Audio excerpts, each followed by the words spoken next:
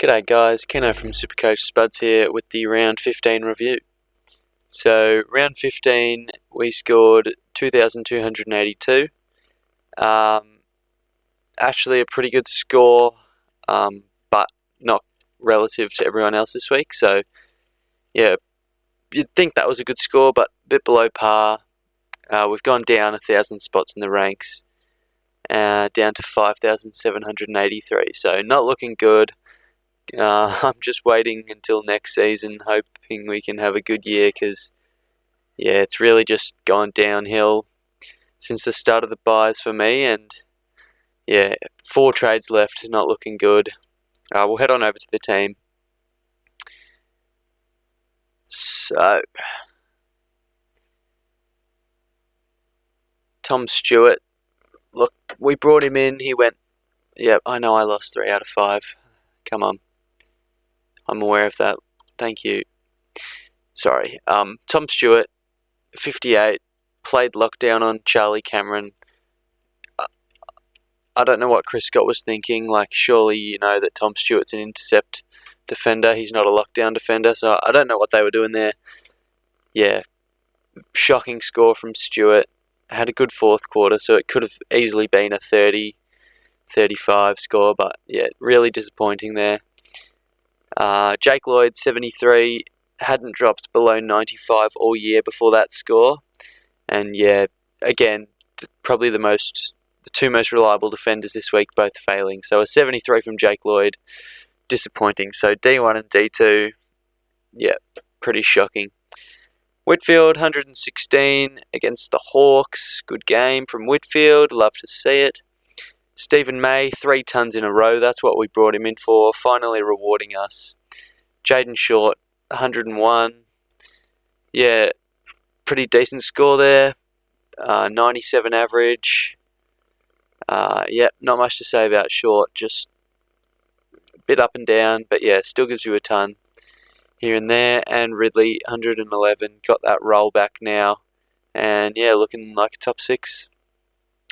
Lockie Jones, he was injured, and Bianco scored 55, so he should be able to keep his spot in the team. I did watch the Pies game and he looked solid. McRae, 137. I chose not to captain him because of his form at Optus Stadium in his career, but 137. Great score from Jack McRae. Steele, 132 against the Tigers. Big win. Probably could have gone bigger, but you can never complain with that. Clary, 105. Just decent, below average for Clary, but still 100, so not much bad to say about that score. Lions, 119. We've iced him. That's an awkward score. It's probably a bit low to take, but again, it's probably a safe score. Laird, 109. Solid game against the Blues. Got a lot of the footy. Could have been a bigger score than that, but right on his average. Really solid. Merritt, 147. This guy's been a great pick for us, apart from that 190 he had against the Hawks, but really happy with Merritt. Walsh against the Crows. So Laird against a weak midfield and Walsh against a weak midfield. Both sort of could do whatever they wanted, and went big. And Pendles, of course, we had to trade Impey this week. So I just did a straight Impey for Pendles swap. And he got 86. That's disappointing. At halftime, he was on about 60 odd, and then 3/4 time, he was on track for a ton, and then barely touched it in the fourth. So, not too great in the end. Newcomb, solid game, kicked his first goal. Hopefully he holds his spot. I think he will. And Bramble, he's not a great on-field option. Hopefully he plays again this week. Captain Gawn, not too happy with that. 103 from Max. So just the 206 captain points. So pretty disappointing. Grundy, first game back, 135. It's awesome stuff from Grundy. And we need Ned Reeves to play. We really do. Hall, every single game, he his first half is shocking, and then his second half is massive. Likewise, this week, his second half was shocking, his first half was shocking. His second half wasn't massive, but he brought it back a little bit towards the end. But yeah, first below 100 score for us since we've had him. So a bit disappointing, but he's still got the role even with Luke McDonald back. So I think he'll return back to his form. Zeeble 98, decent. Langford, there's the reward we were after. Just came a week late, but yeah, 103, even without a whole lot of CBAs, so that's fine. Dusty 94, yeah, he got absolutely pumped by the Saints midfield, so a score of 94 isn't shocking considering the result of the game. Waitman 41. Against the Eagles, though, they have one of the best backlines in the league, so not too worried about Waitman. He's got a break-even of 71, but he's playing North. Look at those odds, $1.04 to 11.25. Not that that's anything to do with Supercoach, but yeah, I reckon Waitman kicks a few this week and hopefully gets that break-even. Beau McCreary. 5 minutes before the game, I had Madden on the bench with the E. He'd already scored 51. And I had Brockman on field. I was thinking, alright, I'm going to take Madden's score, 51. Not great, but you never know with McCreary. 2 or 3 minutes before the game, I get the feeling that McCreary's just going to go for 65, 70. So I chuck him on field, turn on the Pies game. What does he do?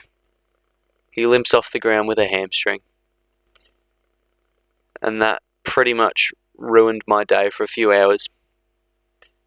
Yep, seeing Beau McCreary hobble off the ground was shattering, knowing we could have had that extra 51 points. And he did lose 10k as well, so that's very disappointing there. Yeah, so this week the midfield was really, really solid. The rucks were good, but our captain option wasn't great. And then the forward line was pretty shocking, if you ask me. A 41, a 0, a 70, 2 90s, and only 1 ton. And then down back, sort of the 4 that you would least expect to ton up, all tonned up. And then, yeah, the 2 most reliable in the team failed. So a bit disappointing. This week, I'm not going to trade. Waitman's got that relatively high break even, but like I said, he's got North. I reckon he can get that. Fingers crossed he does. Madden's in decent form. We'll hold him. He's still got money to make. McCreary, we'll have to hold him now. Just as bench cover for the rest of the year. He's going to be too cheap to trade out. Hopefully, I don't wish injuries upon anyone, but hopefully Segler gets a nice little corky at training and they have to call up Ned Reeves. That'd be nice. Newcomb, he'll just be bench cover. Same with Bramble. They won't make enough money to trade out. And then Lockie Jones and Bianco. So 4 trades left. We're not going to have any injury trades at this point. So I'm hoping we can trade out Jones, Bianco. Oh, sorry, maybe not Jones. I don't know if that's enough money to trade out. I don't know if it's worth it. So hopefully Bianco gets 250 plus. Trade out Bianco, Madden, Waitman, and then Reeves if he gets to 300k pretty quickly, which is a big ask. But yeah, hopefully he can get a game, and yeah, he should see a pretty quick increase in cash. So yeah, no trades this week. Captain, vice captain. Let's see. Captain will be McRae against North, and then vice will probably look at Jared Lyons against the Crows midfield, or Gawn against Flynn. It'll either be Gawn or Lyons, but Lyons is a bit of a flat track bully, so I think we'll go Lyons. Anyway, guys, below average week for round 15. Hopefully we can bring it back around 16. the team's in okay shape apart from the forward line. Yeah, we'll be running off no injury trades late in the year, but yeah, it's not looking too outstanding for now. But we're coping, slowly going down in the ranks. But yeah, that's all from me. Cheers.